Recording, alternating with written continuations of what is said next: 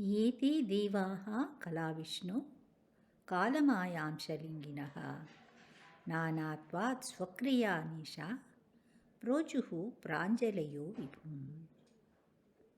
ఇక్కడ భగవంతుడు మొదట భగవంతుడి ఎక్స్టర్నల్ ఎనర్జీ ఉంది కదా, బాహ్యశక్తి, దాన్ని యాక్టివేట్ చేసి తర్వాత మహత్తత్వం పైన తన దివ్యమైనటువంటి చూపును సారించాడు. అప్పుడు ఒకదాని తర్వాత ఒకటిగా భౌతికమైనటువంటి అంశాలన్నీ కూడా ప్రకటితమయ్యాయి. వాటన్నిటికీ సంబంధించి అధిష్టాన దేవతలు కూడా అప్పుడు నియమించబడ్డారు. వాయువు, అగ్ని, జలము, భూమి ఇలా చెప్తున్నప్పుడు అవి భౌతికమైన అంశాలుగా గుర్తించబడ్డాయి. అయితే కేవలం ఎలిమెంట్స్ అంటే అంశాలు మాత్రమే కాదు, అవి రూపు ధరించినటువంటి వ్యక్తులు. ఇప్పుడు వాయుదేవుడు, వరుణదేవుడు, అగ్నిదేవుడు, ఈవెన్ భూమి అంటే మదర్ ఎర్త్ అంటాం కదా, భూమాత. అదేవిధంగా భగవంతుని గురించి చెప్పుకునేటప్పుడు దేవాదిదేవుడైన ఆయనకు సంబంధించినవన్నీ కూడా వ్యక్తులుగా రూపుదాల్చి ఉన్నాయి. ఆయన శయనించే తల్పము అనంతశేషుడు, ఆదిశేషుడు. ఆయన ధరించే లాంఛనాలు చక్రం సుదర్శనుడు, శంకువు పాంచజన్యము, గద కౌమోది, కత్తి నందకము. ఇలా పేర్లు ఉండడమే కాదు, వాళ్ళందరూ వ్యక్తులు, భగవంతుడి సన్నిహితులు, సహచరులే కాదు, ప్రతి జీవి కూడా 84 లక్షల జీవరాశుల పరిధిలో తప్పకుండా ఒకటై ఉంటుంది. వాటిలో కొన్ని చేతనాలుగా ఉంటాయి, మరికొన్ని అచేతనాలుగా ఉంటాయి. అన్నిటిలోనూ ఉన్నటువంటి వాటి ఉనికికి కారణము కృష్ణుడు. యావత్ సంజాయతే కించిత్ సత్వం స్థావర జంగమం క్షేత్రజ్ఞ సంయోగా తద్విద్ధి భరతర్షభ.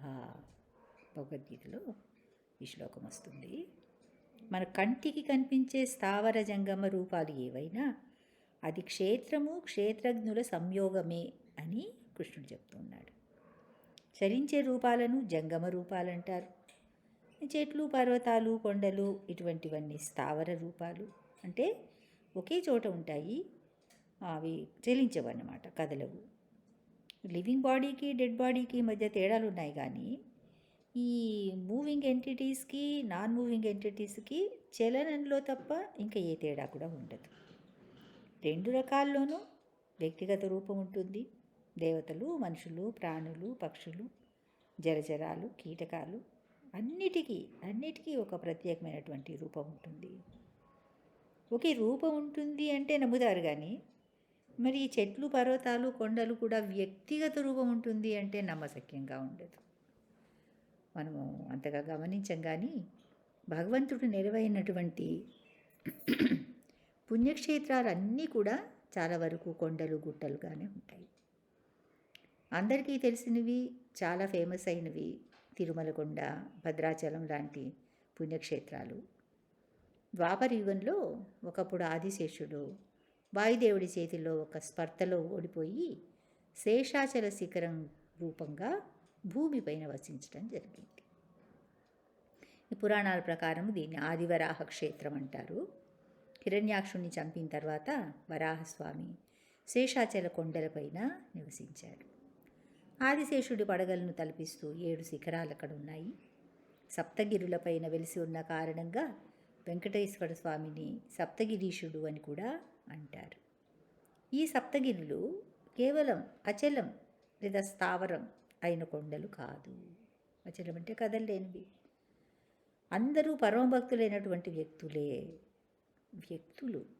వృషభాద్రి అంటే శివుడి వాహనమైన నందీశ్వరుడి కొండ, అంజనాద్రి రామభక్తుడైన హనుమంతుడి కొండ, అంజనాసుతుడైన ఆంజనేయుడు ఇక్కడే జన్మించాడని చెప్తారు. తర్వాత నీలాద్రి అంటే నీలాదేవి శిఖరం. శ్రీదేవి, భూదేవిలతో పాటు ఈ నీలాదేవి శ్రీవారికి 3వ దేవేరి అని చెప్తారు కొంతమంది.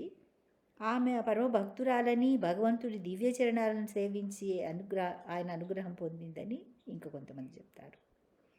భక్తులు మొక్కు తీర్చుకుని సమర్పించే తలనీలాలను స్వీకరించే వరము శ్రీనివాసుడు ఆమెకు ప్రసాదించాడని కూడా అంటూ ఉంటారు. తర్వాత గరుడాద్రి, దీన్ని గరుడాచలం అని కూడా అంటారు. సాక్షాత్తు శ్రీ మహావిష్ణువుకు వాహనమైనటువంటి గరుడు. ఇక శేషాద్రి, దీని శేషాచలం అని కూడా అంటారు. విష్ణువు విస్తరణల్లో ఒకరైనప్పటికీ కూడా దాసుడిగా ఆయనను సేవించే శేషుడి శిఖరము. నారాయణాద్రి అంటే సాక్షాత్తు నారాయణుడి చరణకమలాలు ఈ కొండపైన వెలిశాయి. శ్రీవారి పాదాలు అని యాత్రికులందరూ కూడా భక్తిగా ఈ స్థలాన్ని దర్శించుకుంటుంటారు. ఇంకా వెంకటాద్రి, దీన్నే వెంకటాచలం అని కూడా అంటారు. వెంకటేశ్వర స్వామి ఈ కొండపైనే వెలిశాడు. సాధారణ దృష్టికి కొండ శిఖరాలుగా కనిపిస్తున్నప్పటికీ వాటిని రిప్రజెంట్ చేస్తున్నటువంటి వ్యక్తులు ఉన్నారు ఇక్కడ. ఇంకా భద్రాచలం గురించి కూడా అందరికీ తెలిసే ఉంటుంది. తెలంగాణలో ఉంది. మేరు పర్వతం కొడుకు భద్రుడు సీతాపహరణం తర్వాత రామలక్ష్మణరామ అన్వేషణలో ఉన్నప్పుడు కాసేపు విశ్రాంతి తీసుకువెళ్ళమని భద్రుడు వారిని సేవించే భాగ్యాన్ని తనకి ఇవ్వమని రామచంద్రుణ్ణి అర్థిస్తాడు. కానీ సీతాన్వేషణలో ఉండడం వలన తిరుగు ప్రయాణంలో తప్పకుండా తన కోరిక తీరుస్తామని శ్రీరాముడు మాట ఇస్తాడు. అయితే రావణుడి వధ, సీతాదేవి అగ్ని ప్రవేశం చేయడము, భీషణుడికి పట్టాభిషేకము ఇవన్నీ పూర్తయ్యాయి. కానీ వెంటనే అయోధ్యకు బయలుదేరాల్సి వచ్చింది. ఎందుకంటే 14 సంవత్సరాలు గడిచాక తిరిగి వచ్చి రాజును స్వీకరిస్తాను అని భరతుడికి మాట ఇచ్చాడు రాముడు. దాన్ని నిలబెట్టుకోలేకపోతే ప్రియమైన సోదరుడు ప్రాణత్యాగానికి సిద్ధపడతానన్నాడు. ఆ హడావిడిలో భద్రుడికి ఇచ్చిన మాటను రాముడు మర్చిపోయాడు. రావణుడి పుష్పక విమానంలో, స్వర్ణ విమానం అది, అందరూ నేరుగా అయోధ్యకు బయలుదేరతారు. తర్వాత కూడా శ్రీరామ పట్టాభిషేకం జరుగుతుంది, సీతా పరిత్యాగము, చివరికి లవకుశులకు పట్టాభిషేకము ఇవన్నీ చేశాక ఆయన వైకుంఠానికి తిరిగి వెళ్ళిపోతాడు. భద్రుడు మాత్రం రామచంద్రుడి రాక కోసం తపిస్తూ ఎదురు చూస్తూనే ఉన్నాడు. అతని దృఢభక్తికి సంప్రీతుడై నారాయణుడు సీతాలక్ష్మణులతో కలిసి భద్రుడికి దర్శనమిస్తాడు. అయితే రాముడిలాగా ద్విభుజ రూపంలో కాకుండా చతుర్భుజాలతో శంకుచక్రాలు, అంటే 2 చేతుల్లో ధరించాడు శంకుచక్రాలని, విల్లు బాణాలు ఇంకో 2 చేతుల్లో ధరించాడు. నారాయణుడు ఎప్పుడు కుడి చేతిలో చక్రాన్ని, ఎడం చేతిలో శంకువుని దాల్చి ఉంటాడు. ఈ హడావిడిలో ఎడం చేతిలో చక్రాన్ని, కుడి చేతిలో శంకువుని ధరించాడు. భద్రాచల క్షేత్రాన్ని చాలా వరకు అందరూ దర్శించుంటారు. చతుర్భుజాలతో వచ్చిన శ్రీరామచంద్రుడు, ఆయన తొడపైన ఆసీనురాలై ఉన్న సీతాదేవి, కాస్త పక్కగా నిలబడి ఉన్న లక్ష్మణుడు చల్లని చూపులతో భక్తులని అనుగ్రహిస్తూ ఉంటారు. ఆనాడు భద్రుడు పరమభక్తితో రామచంద్రుని సేవించాలి అని తప్పించటం వలన మోక్షరాముడిగా తన దివ్య నివాసంగా భద్రుడినే చేసుకుని కటాక్షించాడు. భద్రుడి కోరిక భక్తులకు పరమ ఆనందంగాను, సకల జనులకు శ్రేయస్సు కలిగించేలాగాను నెరవేరింది. ఇలా చెప్పుకుంటూ పోతే ఎంతోమంది దృష్టికి రాని ఎన్నో కొండలు, గుట్టలు కూడా దైవ సాన్నిధ్యంలో ఉండడం వలన దివ్యమైన ప్రదేశాలుగా మారాయి. అటువంటివన్నీ చాలా ఉన్నాయి. అవన్నీ కూడా స్థావరాలైనప్పటికీ వ్యక్తులు అనే విషయం మాత్రం మర్చిపోకూడదు. అయితే గోవర్ధనగిరి కృష్ణ భక్తులందరికీ ప్రియమైంది.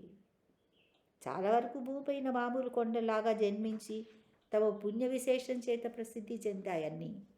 కానీ సాక్షాత్తు గోలోకం నుండి దిగి వచ్చిన పరమ పూజనీయ భక్తుడు గోవర్ధనుడు. అతను ఎలా భూమిపైన అవతరించాడో ఈరోజు మీకు చెప్తాను. గర్గ సంహితంలో దీనికి సంబంధించిన కథ ఉంది. ఒకప్పుడు నందమహారాజు తన సోదరుడైన ఉపనందుడిని గోవర్ధనగిరి అవతరణ గురించి ప్రశ్నిస్తాడు. అప్పుడు అతను సమాధానమిస్తూ, పాండవుల తండ్రి అయిన పాండురాజు కూడా ఇదే ప్రశ్నను భీష్మ పితామహుడిని అడిగాడు. అప్పుడు ఆయన చెప్పినటువంటి కథను గురించి నేను ఇప్పుడు వివరించి చెప్తాను అని చెప్తారనమాట. ఒకరోజు గోలోక బృందావనంలో కృష్ణుడు రాధారాణితో తాము భూలోకంలో అలౌకికమైన లీలలను ప్రదర్శించవలసిన సమయం ఆసన్నమైంది అని చెప్తాడు. వ్రజధామము, యమునా నది, గోవర్ధనగిరి లేకపోతే ఈ విషయం తనకు ఏమాత్రము ఆనందం కలిగించదు అని రాధారాణి అంటుంది. అప్పుడు కృష్ణుడు అప్పటికే వ్రజధామము, యమునా నది, గోవర్ధనగిరి భూమిపైన అవతరించడం జరిగింది అని చెప్తాడు. అయితే ఈ సంఘటన జరగడానికి చాలా కాలం ముందే సల్మలి ద్వీపంలో ద్రోణాచలం అనే ఒక గొప్ప పర్వతం ఉండేది. అతని భార్య పేరు అంటే అతని భార్య పేరు తెలియదు కానీ ఆమె కుమారుణ్ణి ప్రసవించి ఉంటుంది. ఆ అబ్బాయికి వాడు గోవర్ధనుడు అని పేరు పెడతారు. గోవర్ధనుడు పుట్టిన సందర్భంగా ఆకాశంలో దేవతలందరూ ప్రత్యక్షమయ్యి పుష్పవృష్టి కురిపిస్తారు. హిమాలయాలు, సుమేరు పర్వతాలతో పాటు అత్యంత ఉన్నతమైన పర్వతాలు కూడా అక్కడికి వెళ్ళి గోవర్ధనుడి పట్ల తమ గౌరవాన్ని ప్రకటించారు. అంతేకాకుండా అతని చుట్టూ పరిక్రమణలు చేసి తమ రాజుగా అందరూ అంగీకరిస్తారు. గోలోక బృందావనం నుండి అవతరించిన వాడు కావటం వలన చక్కని ప్రార్థనలతో అతన్ని కీర్తించారు. క్రౌన్ జ్యువెల్ ఆఫ్ రజా అని వాళ్ళు గోవర్ధనుడిని వర్ణిస్తారు. కొన్నేళ్ళు గడిచాక సత్యయుగం ప్రారంభంలో పులస్త్యముని అని ఒక గొప్ప మహర్షి ఈ సల్మలి ద్వీపాన్ని విజిట్ చేస్తారు. అక్కడ మనోహరమైన లతలు, సువాసనలు వెదజల్లే పుష్పాలు, నదులు, గుహలు, కిచకిచలాడుతున్న వివిధ రకాల పక్షులతో కూడి అత్యంత సుందరంగా కనిపిస్తున్నాడు గోవర్ధనుడు. ఆ గోవర్ధనగిరిని చూసి అసలు ఇది ముక్తిని ప్రసాదించగల శక్తి గలది, అంటే ఈ గిరి ముక్తిని ప్రసాదించగల శక్తి గలది అని అనిపిస్తుంది. తర్వాత తను ద్రోణాచలాన్ని కలుసుకున్నప్పుడు, అంటే గోవర్ధనుడి తండ్రిని కలుసుకున్నప్పుడు అతను మహర్షిని సాధారణంగా ఆహ్వానిస్తాడు, గౌరవిస్తాడు. తను చేయగల సేవ ఏంటో చెప్పమని ప్రశ్నిస్తాడు. వెంటనే పులస్త్యముని, నేను కాశీక్షేత్రవాసిని, తీర్థయాత్రలు చేస్తూ పుణ్యక్షేత్రాలను దర్శిస్తూ వస్తున్నాను. వారణాసిలో, అంటే కాశీని వారణాసి అని కూడా అంటారు, పవిత్రమైన గంగా నది ప్రవహిస్తుంది, కానీ చక్కని కొండ ఏదీ లేదు. నీ కుమారుడైన గోవర్ధనుడిని నాకు ఇచ్చావంటే నేను కాశీకి తీసుకువెళ్ళి ఆ కొండపైన కూర్చుని తపస్సు చేసుకుంటాను అంటాడు. అతను అలా తన కోరిక తెలియజేయగానే కొడుకుతో కలగబోయే వియోగాన్ని తలుచుకుని ద్రోణాచలం కన్నీళ్లు కారుస్తూ ఉండిపోతాడు. ఇదంతా గమనిస్తున్నాడు గోవర్ధనుడు. తన తండ్రి పులస్త్యముని ఆగ్రహానికి గురి కాకూడదు అనుకుని, మహర్షి తప్పకుండా వస్తాను, కానీ మీరు నన్ను కాశీ వరకు ఎలా తీసుకెళ్తారు అని అడుగుతాడు. ఏముంది, నిన్ను నా కుడి చేతితో పట్టుకుని తీసుకువెళ్ళగలను నేను అంటాడు ఆయన. దారిలో ఎక్కడా మీరు నన్ను కింద పెట్టకుండా తీసుకెళ్లే పక్షంలో నేను మీతో పాటు వస్తాను, కానీ మార్గమధ్యంలో ఎక్కడైనా కిందికి ఉంచారంటే ఆ తర్వాత నన్ను పేకిలేయడం ఎవ్వరికీ సాధ్యం కాదు అంటాడు గోవర్ధనుడు. సరే, ఆ షరతుకు అంగీకరించి పులస్త్యముని అతనితో పాటు కాశీకి బయలుదేరతాడు. విధివశాత్తు వాళ్ళు వ్రజధామం మీదుగా ప్రయాణించడం జరుగుతుంది. వ్రజభూమి దగ్గరకు వచ్చేసరికి ఈ పుణ్యభూమిలోనే తను ఉండవలసింది అని గోవర్ధనుడు గ్రహిస్తాడు. వెంటనే పులస్త్యమునికి బహిర్భూమికి వెళ్ళే అవసరం కలిగేలాగా ప్రేరేపిస్తాడు. అనాలోచితంగా ఆ ఋషి గోవర్ధనుడిని కిందికి దించి పక్కకి వెళ్తాడు. తిరిగి వచ్చాక తన సర్వశక్తులు ఉపయోగిస్తాడు, కానీ గోవర్ధనుడిని కనీసం కదిలించలేకపోతాడు. దాంతో అతనికి అమితమైన ఆగ్రహం వస్తుంది. గోవర్ధనుడు కావాలనే ఇటువంటి పని చేశాడు అని గ్రహిస్తాడు. వెంటనే రోజుకు ఆవగింజంత పరిమాణంలో నువ్వు కుంగిపోతావు అని శపిస్తాడు. సత్యుగం ప్రారంభంలో గోవర్ధనగిరి, అంటే వ్రజధామానికి వచ్చినప్పుడు 8 యోజనాల పొడవు, అంటే 64 మైళ్ళు, ఇంకా 5 యోజనాల వెడల్పు, 2 యోజనాల ఎత్తు ఉండేది. అన్ని మైల్స్ చూడండి. ఇప్పుడు చూస్తే చిన్న పెద్ద రాళ్లతో కూడిన ఒక గుట్టలాగా ఉందంతే. కలియుగంలో 10,000 సంవత్సరాలు గడిచేసరికి గోవర్ధనగిరి పూర్తిగా కనుమరుగైపోతుంది అని చెప్తారు. యమునా నది, గోవర్ధనగిరి ప్రత్యక్షంగా ఉన్నంత వరకు కలియుగము తన పూర్తి ప్రభావాన్ని చూపించలేదు. గోవర్ధనగిరి అవతరణం గురించి వినే భాగ్యం కలిగిన వాళ్ళందరూ కూడా తమ పాపాల నుండి ముక్తులవుతారు. అటువంటి సెలెస్టియల్ హిల్ అన్నమాట, దివ్యమైనటువంటి గోలోక బృందావనం నుండి రాధాకృష్ణులు, గోపికలు, గోపబాలులతో కలిసి అలౌకికమైన లీలలు ప్రదర్శించడానికి అనువుగా ఈ భౌతిక జగత్తుకు రావటము జరిగింది. ఇప్పటికీ భారతదేశంలో ఎంతోమందికి గోవర్ధనగిరి గురించి తెలియకపోవచ్చు. కానీ ప్రభుపాదుల వారు ప్రపంచమంతటికీ కృష్ణ చైతన్యంతో పాటు యమునా నదిని, గోవర్ధనగిరిని, 12 వనాలతో కూడిన వ్రజధామాన్ని పరిచయం చేశారు.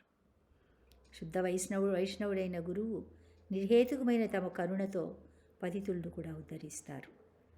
భగవంతుడికి ఇతర దేవతలకు ఎంతో తేడా ఉంది అని చాలామందికి తెలియదు. ఏ దేవుడైనా ఒకటే అని, తమ కోరికలు తీర్చుకోవాలంటే ఏదో ఒక దేవుడిని పూజిస్తే కోరిన వరాలు చేస్తారని చాలామంది నమ్మకం. హిందువులకు 3 దేవతలు ఉన్నారని అందరూ నమ్ముతారు.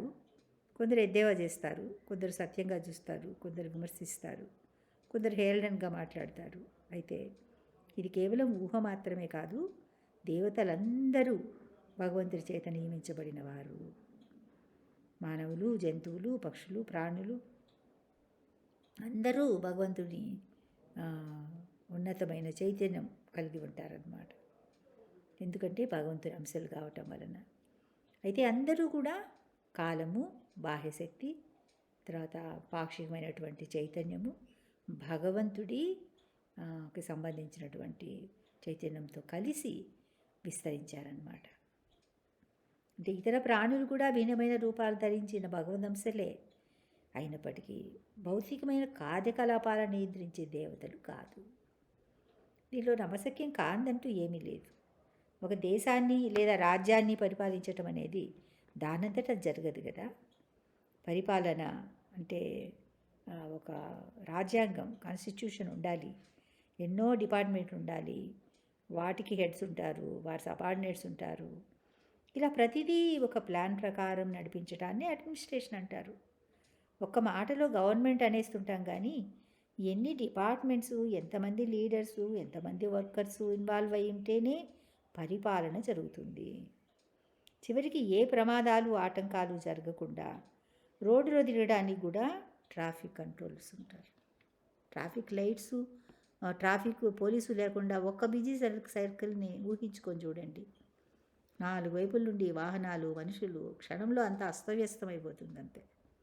అటువంటి అప్పుడు 14 భువన భాండాలతో కూడినటువంటి భౌతిక జగత్తును నియంత్రించాలన్నా, నడిపించాలన్నా ముక్కోటి దేవతల ఆవశ్యకత ఉండడంలో ఆశ్చర్యం లేదు కదా. భగవంతుడికి స్వాంశలు, విభిన్నాంశలు అని 2 విస్తరణలు ఉంటాయి. స్వాంశ అంటే ఆయన నుంచి నేరుగా విస్తరించినటువంటి విష్ణు రూపాలు. శక్తులు అంటే విభిన్నాంశలు, శక్తుల నుంచి ఆయనలోని అంశాలు అయినప్పటికీ భిన్న రూపాలు ధరిస్తూ ఉన్నారు.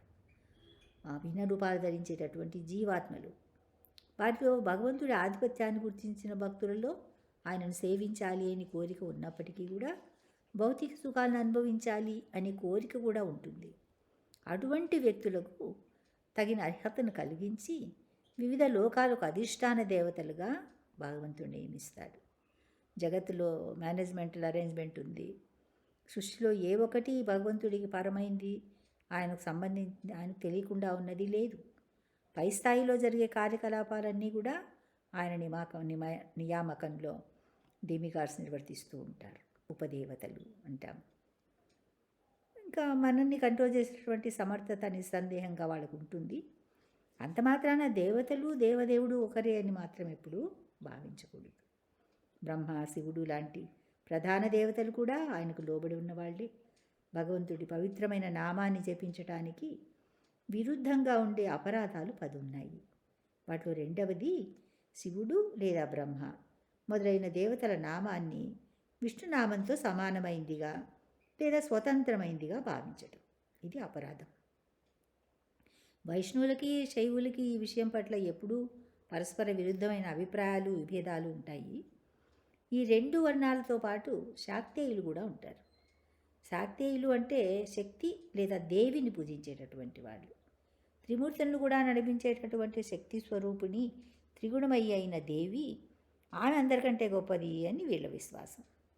అయితే నిజమైన శైవులు విష్ణు ఆధిక్యతను గుర్తించటం వలన వైష్ణవులను గౌరవిస్తారు.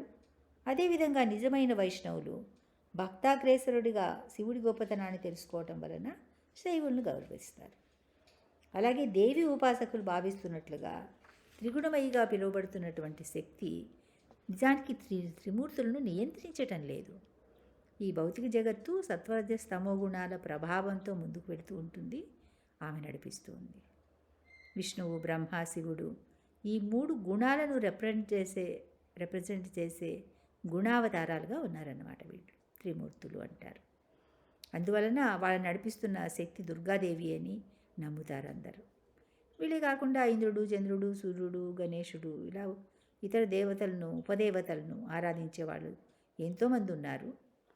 కానీ కృష్ణుడు కామశ్రైర్ హృతజ్ఞాన ప్రపద్యంతే అన్యదేవత అన్నాడు. భౌతికమైన వాంఛల చేత అపహరించబడిన జ్ఞానం కలిగిన వాళ్ళు ఇతర దేవతలను ఆశ్రయిస్తారు అని చెప్తున్నాడు. అయితే ఆ విధమైన కోరికలు ఉన్న వాళ్ళు వాటిని తీర్చుకోవటానికి ఇతర దేవతలను ఆశ్రయించాలి అని అనుకున్నప్పుడు ఆ ఫలానా దేవతపైనే వాళ్ళ భక్తి స్థిరపడేలాగా అటువంటి విశ్వాసాన్ని పరమాత్మ రూపంలో ఉండి కృష్ణుడే కలిగిస్తాడు మళ్ళీ. ఆ విధంగా ఈ భౌతిక సృష్టికిలో ఉండేటటువంటి అంశాలన్నీ కూడా భగవంతుడి పరంగానే, భగవంతుడి ద్వారానే జరుగుతూ ఉన్నాయి. హరే కృష్ణ.